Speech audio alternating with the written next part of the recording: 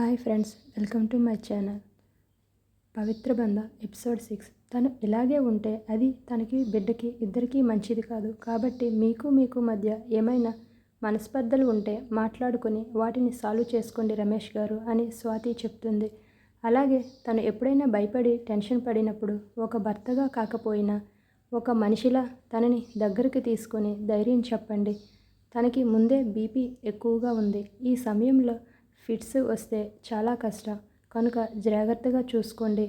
మీకు మీ బిడ్డ భార్య ఇద్దరూ కావాలి అనుకుంటే లేదంటే లేదు అని చెప్పి వెళ్ళిపోతుంది స్వాతి అక్కడ నుంచి. రమేష్ ఆలోచిస్తూ అక్కడే ఉండిపోతాడు. అబ్బా, ఒక నిమిషం, అందరినీ కంగారు పెట్టావు కదే, ఇప్పుడు ఎలా ఉంది అని తన దగ్గరికి వస్తుంది తులసి. బాగుంది అత్తయ్య అని పద్మకి అడుగుతుంది. మీరు ఎలా ఉన్నారు? ఏదో అలా ఉన్నాంలేమ్మా. ఏమైంది అత్తయ్య, ఎందుకు అలా మాట్లాడుతున్నారు అని అడుగుతుంది. ఏమైంది అంటావేంటి? తెచ్చి పెట్టుకున్నాం కదా ఒక మహాతల్లిని. కనీసం మనుషుల్ని లెక్క చేయదు. నిన్ను చేసుకున్న బాగుండును. ఈ పాటికి నా చేతిలో ఒక మనవడిని పెట్టి ఉండేదానివి. కానీ దాన్ని చేసుకున్న ఒక పిల్ల లేదు, పిచ్చుక లేదు. అయినా వాళ్ళ పెళ్ళై ఎన్ని రోజులు అవుతుందిలే అత్తయ్య. అక్క ఉద్యోగం చేస్తుంది కదా, అందుకే వద్దనుకుంటున్నారేమో. మీరెందుకు అలా కంగారు పడుతున్నారు అని పద్మ తులసి అత్తయ్యతో అంటుంది. త్వరలో మీకు శుభవార్త చెబుతారు చూడండి. అది చెప్పినప్పుడు నేను విన్నప్పుడు. అయినా పెళ్ళైన వెంటనే ఫలితం పొందితే బాగుంటుంది. మనం ఇలా ఉండగానే మన పిల్లలు ఎక్కువస్తారు. కానీ ఇప్పుడు వద్దు అనుకుని ముసలోళ్ళు అయినాక పుట్టించుకుంటారా చెప్పు? నేను ఆ మాట అంటే మీ మావయ్యకి తన మేనకోడలను అంటున్నానని కోపం పొడుచుకు వస్తుంది. సరేలే అత్తయ్య, ఆ విషయం వదిలేయ్. ఇప్పుడు ఎందుకు దాని గురించి? ఇంకేంటి సంగతులు అని అడుగుతుంది పద్మ. ఏముంటాయి, ఏమీ లేవు. సరే, నువ్వు రెస్ట్ తీసుకో, నేను తర్వాత వస్తాను అని రూమ్లో నుండి బయటకు వస్తుంది తులసి అన్న మాటలు అన్నీ అటుగా వెళ్తూ ఉన్న స్వాతి వింటుంది. స్వాతి ఆ మాటలు విన్న తర్వాత, ఒకప్పుడు నన్ను ఎంత బాగా చూసుకునేదానివి అత్తయ్య, కానీ ఇప్పుడు ఎందుకు నా మీద కోపంగా ఉన్నావు అని బాధపడుతుంది స్వాతి. రమేష్ స్వాతి చెప్పిన దాని గురించే ఆలోచిస్తూ ఉంటాడు అక్కడ. రమేష్కి పద్మకి తను ఎలా పరిచయం అయ్యిందో గుర్తు చేసుకుంటాడు తన మనసులో. ఏం జరిగిందో ఒకసారి చూద్దాం. రమేష్కి పల్లెటూరు అంటే అస్సలు ఇష్టం ఉండదు. కానీ స్నేహితుడి పెళ్లి కావటంతో తప్పక వెళతాడు రమేష్. అదొక అందమైన పల్లెటూరు, చాలా అందంగా ఉంటుంది. ఆ ఊరి పేరు సీతాపురం. అప్పుడే వచ్చిన బస్సులో నుండి 6 అడుగుల అందగాడు, తెల్లని మేనిఛాయితో మెరిసిపోతూ 6 ప్యాక్ కలిగిన ఉన్న ఒక వ్యక్తి దిగుతాడు అందులో బస్సులో నుంచి. మీ పేరు రమేష్ కదా అంటూ అప్పటి వరకు బస్టాండ్లో ఎదురు చూస్తున్న మురళి వచ్చి రమేష్ని పలకరిస్తాడు. అవునండి, మీరు? నా పేరు మురళి అండి. మీ ఫ్రెండ్ ప్రవీణ్ పెళ్ళికి వచ్చారు కదా, వాళ్ళ బావమరిదిని. బావగారు కాల్ చేసి చెప్పారు అని అంటాడు. మీరు బస్సుకు వస్తున్నారని, అందుకే మిమ్మల్ని విడిదింటికి తీసుకుని వెళ్ళడానికి వచ్చాను. ఓ అవునా అని మురళితో బయలుదేరుతాడు రమేష్. ఇదిగోండి, ఈ గదిలోనే బావగారు ఉండేది అని మురళి చెప్తాడు. ఆ గది చూపించి వెళ్తాడు మురళి రమేష్కి. రమేష్ లోపలికి వెళ్ళేసరికి ప్రవీణ్ తన కలలో తనకు కాబోయే వైఫ్తో డ్రీమ్స్లో ఉంటాడు. దాంతో అతన్ని డిస్టర్బ్ చేయకుండా ఫ్రెష్ అవ్వడానికి వాష్రూమ్లోకి వెళ్తాడు రమేష్. ఈలోగా హలో బావగారు, బాగున్నారా అంటూ కోకిల పడినట్లు వీణ మీటినట్లు వినిపిస్తుంది ఓ స్వరం.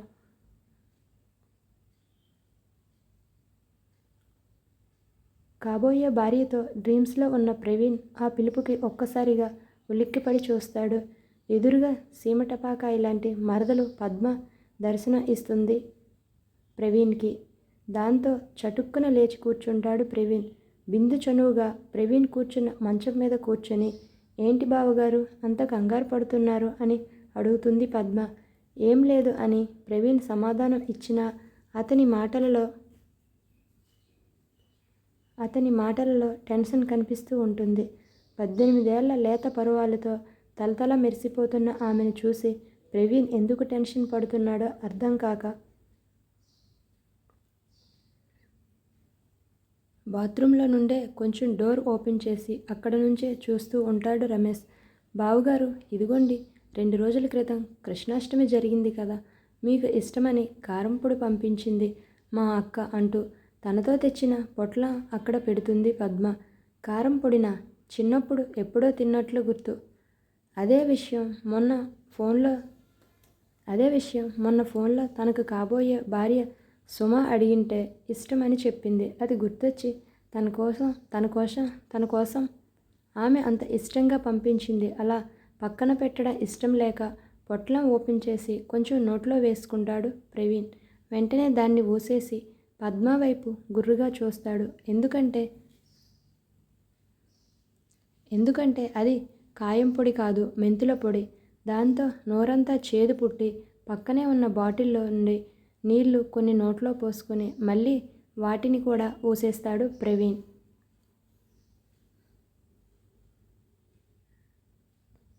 ఎందుకంటే అవి ఉప్పుగడ్డగా ఉంటాయి. ప్రవీణ్ రియాక్షన్ చూసి కిలకిలా నవ్వుతుంది పద్మ. ఆమె నవ్వును చూసి ముగ్ధుడు అవుతాడు రమేష్. ఆమె వెనకే వచ్చిన తన అన్న మురళికి ఒక్క చూపులోనే అక్కడ ఏం జరిగిందో చూచాయిగా అర్థమవుతుంది. పద్మ వాళ్ళ అన్నయ్య మురళి. సారీ బావుగారు, మా కోతి పద్మ మిమ్మల్ని బాగా ఏడిపించింది అనుకుంటాను. ఎక్స్ట్రాలివి. సారీ బావుగారు అంటూ తనతో తెచ్చిన స్వీట్ని ప్రవీణ్కి ఇస్తాడు తినమని. పద్మక్క చెప్పనే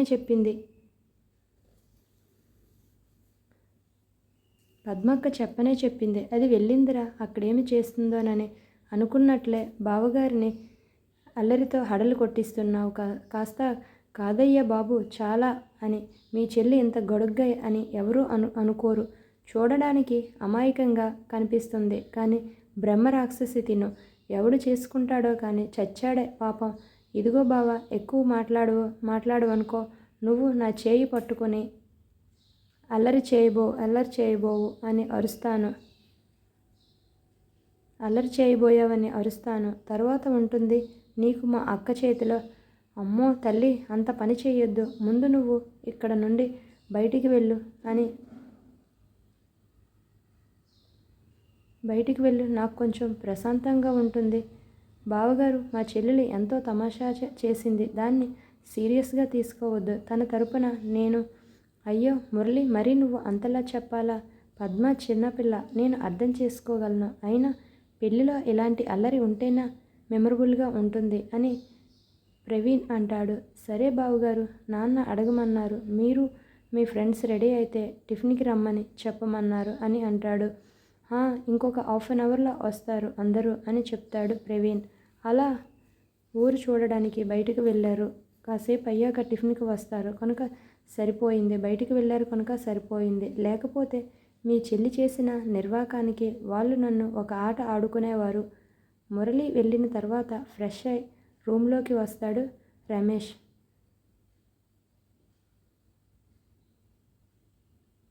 నువ్వెప్పుడు వచ్చావురా? నీ మరదలు నిన్ను ఏడిపిస్తున్నప్పుడు అంటే మొత్తం చూసావా? ఎవరికీ చెప్పొద్దురా బాబు, పరువు పోతుంది. సరేలే కానీ, అవును, నువ్వు ఎందుకు తనని చూసి అంత హడలిపోతున్నా? ఏం చెప్పమంటావురా బాబు? నిశ్చితార్థానికి నువ్వు రాలేదు కదా, అందుకే దీని గురించి నీకు తెలియదు. నిశ్చితార్థంలో నీ వాళ్ళని ఇంటికి వెళ్ళామా మేము? ఇదిగో ఇప్పుడే వచ్చింది ఈ సీమటపాకాయ. నిశ్చితార్థం జరిగేంత వరకు అమాయకురాలుగా ఉండి ఆ తర్వాత బావ కోసం స్పెషల్ ఉప్మా అంటూ ఫెవిస్టిక్ కలిపిన ఉప్మా తెచ్చి పెట్టిందిరా. నాకు అది తెలియక తిన్నానా? 2 పెదాలు అతుక్కుపోయి చాలా కష్టపడ్డానులే. అందుకే తనంటే నాకు హడల్ వచ్చిందంటే ఇంకా ఏదో ఒక పెంట పెడుతూనే ఉంటుంది. ప్రవీణ్ చెబుతుంటే తన అల్లరి చలాకితనం అంతా వింటున్న రమేష్కి పద్మ తెగ నచ్చేస్తుంది. పద్మ అన్ని పనులు చకచకా చేస్తూనే ఒక పక్క వీలు కుదిరినప్పుడు ప్రవీణ్ని ఏడిపిస్తూ ఉంటుంది. పెళ్లి జరిగేంత వరకు ఎలాగోలా పద్మ అల్లరిని, ప్రవీణ్ ఏడుపుల మధ్య అంగరంగ వైభవంగా ప్రవీణ్ పెళ్లి జరుగుతుంది. అందరూ వధూవరులకు బహుమతులు ఇస్తూ ఉంటారు.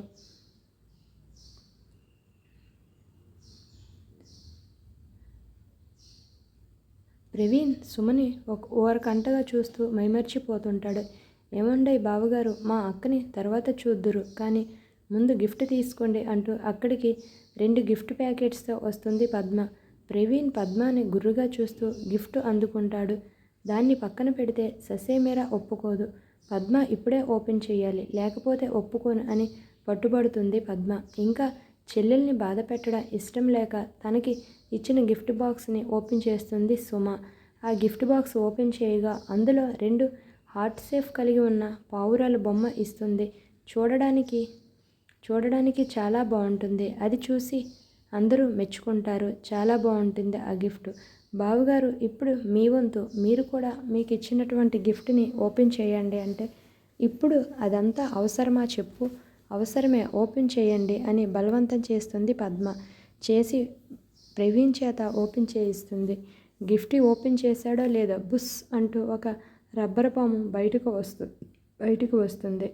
ఏమరపాటుగా ఉన్న ప్రవీణ్ ఒక్కసారిగా పామును చూసి బెదిరిపోయి గట్టిగా అరుస్తాడు. ప్రవీణ్ బెంబేలెత్తడం చూసి పద్మ గట్టిగా నవ్వుతుంది.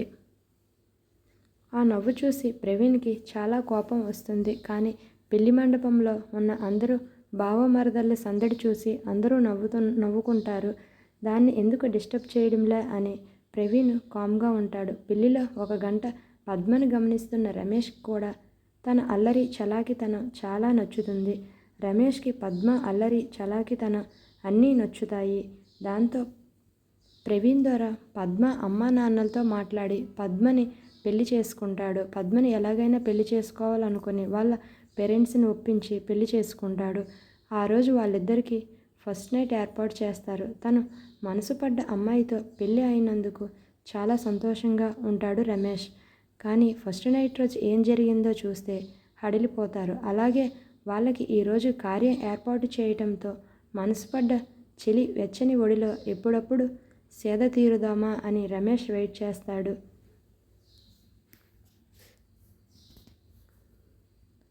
ఆమె వెచ్చని కౌగిలిలో బందీ అయి ఎప్పుడెప్పుడు ఉయ్యాల ఊగుదామా అన్నట్లు ఉంటుంది రమేష్ మనసు.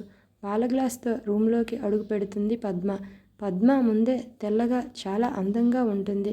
దానికి తోడు పెళ్లి వలన పసుపుతో నలుగు పెట్టడం వల్ల ఇంకొంచెం కాంతి వచ్చి అసలు చూపు తిప్పుకోలేని అంత అందంగా ఉంటుంది పద్మ.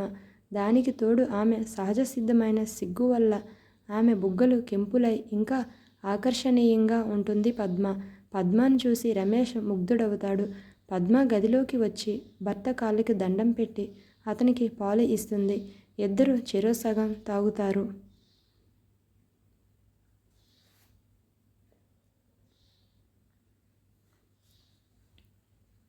పద్మ లోపలికి రాకముందే ఏదోదో చేయాలి అనుకున్న రమేష్కి ఇప్పుడు ఆమె అతని ముందు ఎలా ప్రొసీడ్ అవ్వాలో అర్థం కాక కొంచెం తత్తరపడుతూ ఉన్నాడు. ముందే ఫ్రెండ్స్ చెప్పి ఉంటారు అతనికి, ముందడుగు మనమే వేయాలి అని. అది తనే పద్మ చేయి పట్టుకొని అది గుర్తుకొచ్చి తనే పద్మ చేయి పట్టుకొని మృదువుగా నొక్కుతాడు. రమేష్ చేయి తన చేతిని తాకగానే ఒళ్ళు జల్లుమంటుంది పద్మకి. రమేష్ పద్మ చేతిని అలాగే పట్టుకొని తనకి దగ్గరగా జరిగి ఆమె మోమును చేతుల్లోకి తీసుకుంటాడు. ఇంతకు ముందు పాలు చిరోసగం పంచుకున్న ఇప్పుడు ముద్దులోని తీయదనాన్ని ఆస్వాదిద్దాం, ఏమంటావ్ అని పద్మ కళ్ళల్లోకి చూడగా ఆమె సమాధానం కోసం సిగ్గునే సమాధానంగా ఇచ్చి మౌనంగా ఉంటుంది పద్మ.